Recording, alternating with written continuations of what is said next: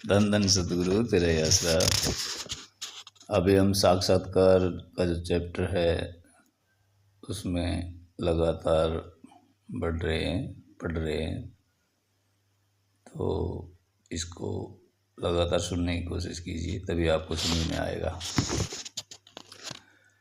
आगे लिखते हैं कि मनुष्य की बनावट भी ठीक वैसी ही है जैसी ब्रह्मांड की। जिस प्रकार स्थूल वाक्र सृष्टि के पीछे असंख्य अन्य सूक्ष्म एवं और भी सूक्ष्मतर प्रकार के अस्तित्व हैं, ठीक उसी प्रकार मनुष्य के स्थूल भौतिक स्वरूप के पीछे भी असंख्य सूक्ष्म एवं अति सूक्ष्मतर अस्तित्व के रूप हैं। सबसे भारी रूप स्थूल शरीर है, जिसके पीछे सूक्ष्म शरीर तथा कारण शरीर रहते हैं। इन तीनों वाक्र रूपों के अतिरिक्त असंख्य अन्य रूप भी हैं, जो इतने सूक्ष्म हैं कि दार्शनिकों ने उन्हें शरीर न कहकर केवल आत्मा को घेरने वाले सूक्ष्म आवरण कहा है। इन आवरणों में से प्रत्येक को जो अगणित हो सकते हैं, अलग अलग नाम देना बहुत कठिन है।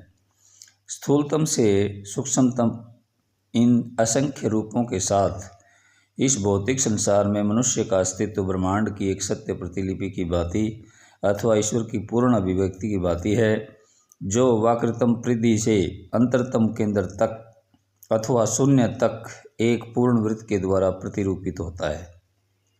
इस प्रकार मनुष्य के अस्तित्व का अंतरतम केंद्र अथवा शून्य तथा ईश्वर की अभिव्यक्ति का केंद्र वास्तव में एक ही है। दोबारा सुने।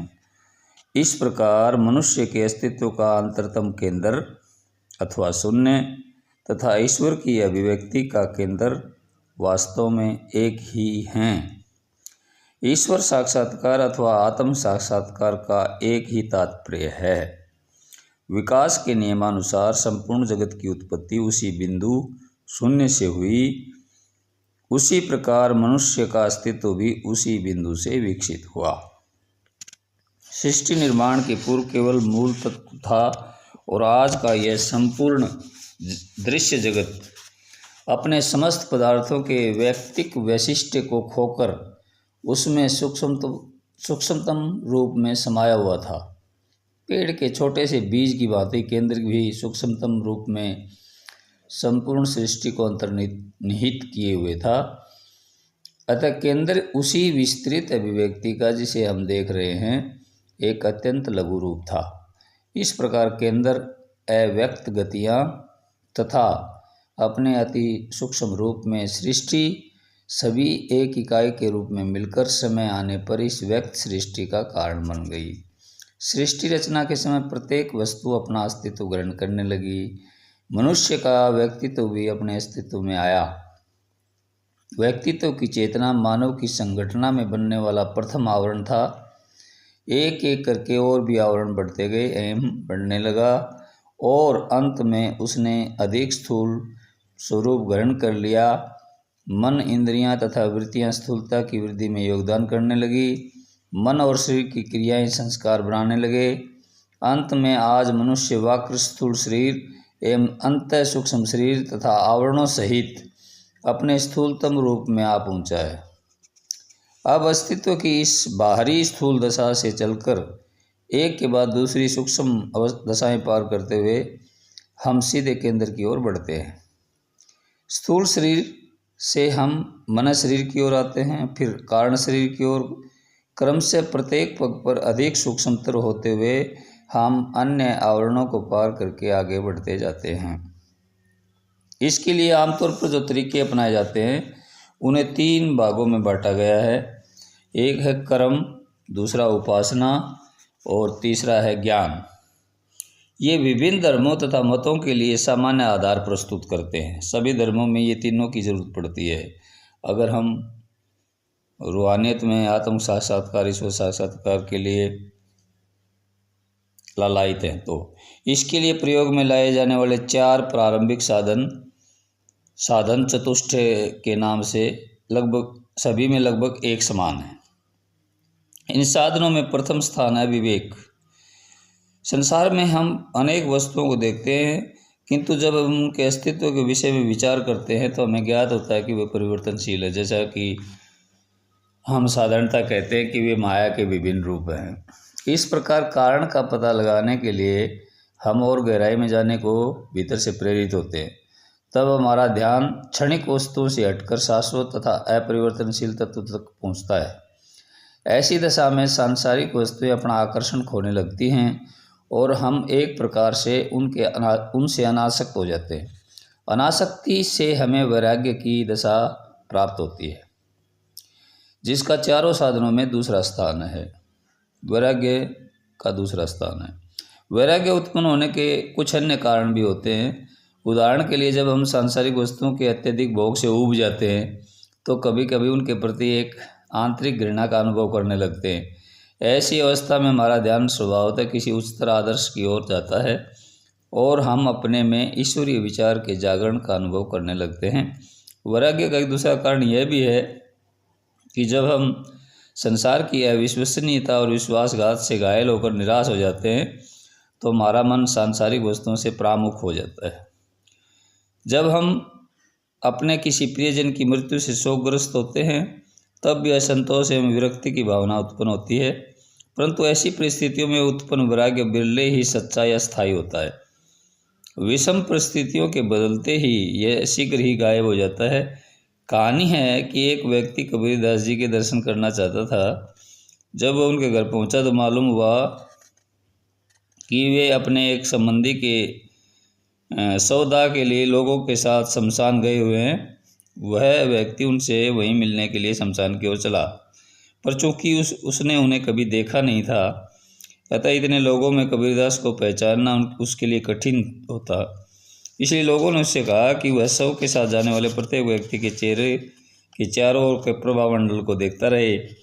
प्रत्येक व्यक्ति के चेहरे का प्रभामंडल जो जो वह शमशान भूमि की ओर अग्रसर होगा चमकता हुआ दिखाई पड़ेगा, पर जब वह लौटेगा धीरे धीरे मंद होता जाएगा और अंत में गायब हो जाएगा। केवल कबीर के चेहरे का प्रभामंडल जो का त्यों बट चमकता रहेगा। तात्पर्य यह है कि आकस्मिक कारणों से उत्पन्न वैराग्य साधारणतया अस्थायी होता है। ये जो प्रभामंडल होता है ये भी वैराग्य के कारण ही हमारे चारों तरफ फैलता है तथा परिस्थितियों के परिवर्तित होने पर बदल जाता है। कारण यह है कि आकस्मिक आघात यद्यपि अस्थायी रूप से वैराग्य उत्पन्न कर देता है, परंतु फिर भी इच्छाओं एवं भोगों का बीज हृदय की गहराई में जमा पड़ा रहता है और अनुकूल वातावरण पाकर वह शीघ्र ही प्रस्फुटित हो सकता है। गहरी सफाई और उचित संभाव की स्थापना के पश्चात ही वैराग्य की यथार्थ भावना अपने स्थायी प्रभाव सहित विकसित हो सकती है। वैराग्य की साधना वेदांती लोग एक अन्य प्रकार से करते हैं। वे अपनी कल्पना पर विश्वास करने के लिए जोर देते हैं कि प्रत्येक वस्तु जो देख रहे हैं वो माया है, इसलिए क्षणिक अथवा मिथ्या है, और यह निष्कर्ष निकालते हैं कि उसके मूल में जो सच्चाई है वही ब्रह्म है। इस विचार को अत्यधिक सुदृढ़ करने के लिए वे अपनी इच्छा शक्ति का प्रयोग करते हैं और इसके अभ्यस्त हो जाते हैं। परिणाम स्वरूप उनकी केवल बाहरी क्रियाओं और आदतों में परिवर्तन होता है, अतः इसका प्रभाव ऊपरी तौर पर ही होता है। हो सकता है कि निरंतर लंबे समय तक साधना करने के बाद ये प्रभाव कुछ अंतर्मुखी भी हो जाए, भीतरी भी हो जाए। इसी तरह कल्पना के जोर मात्र से उत्पन्न किया गया और व्यवहार में उतारा गया विवेक भी दृढ़ आधार वाला नहीं होता। यदि हम इस विषय का गहन अध्ययन करें तो हमें ज्ञात हो जाएगा कि विवेक और वैराग्य वस्तुतः साधन नहीं है, किन्हीं साधनों के परिणाम मात्र हैं। विवेक या वैराग्य मन की एक दशा है जो स्मरण, भक्ति और प्रेम इत्यादि कुछ यौगिक साधनों के निरंतर अभ्यास से विकास के विभिन्न चरणों में उत्पन्न होती है। जब तक इंद्रियां पूरी तरह शुद्ध नहीं हो जाती तब तक वास्तविक विवेक उत्पन्न नहीं हो सकता। यह तभी होता है जब मन उचित रूप से व्यवस्थित और संयमित हो जाता है तथा अहंकार एक विशुद्ध अवस्था धारण कर लेता है। इस प्रकार विवेक तो वास्तव में उन साधनों का परिणाम है जिन्हें वांछित परिणामों को लाने के लिए अपनाया जाता है। इसी तरह वेदांतियों का द्वितीय साधन वैराग्य विवेक का परिणाम है। इस प्रकार विवेक और वैराग्य योग की प्रारंभिक उपलब्धियों की अवस्थाएं हैं, न कि उन अवस्थाओं की प्राप्ति के लिए साधन। योग की सहज मार्ग पद्धति में विवेक और वैराग्य साधन नहीं माने जाते। उन्हें साधक की यात्रा में स्वतः विकसित होने के लिए छोड़ दिया जाता है। इनके लिए विशेष प्रयास नहीं किया जाता। सहज मार्ग की साधना वेदांतियों के तृतीय साधन से प्रारंभ होती है, जिसमें षट संपत्ति नामक 6 प्रकार की आध्यात्मिक उपलब्धियां हैं। इनमें से पहली है सम, जिसका अर्थ है निश्चलता और स्थिरता की ओर ले जाने वाली मन की शांत अवस्था। जब हम इसका अभ्यास करते हैं तो विवेक और वैराग्य स्वतः आ जाते हैं।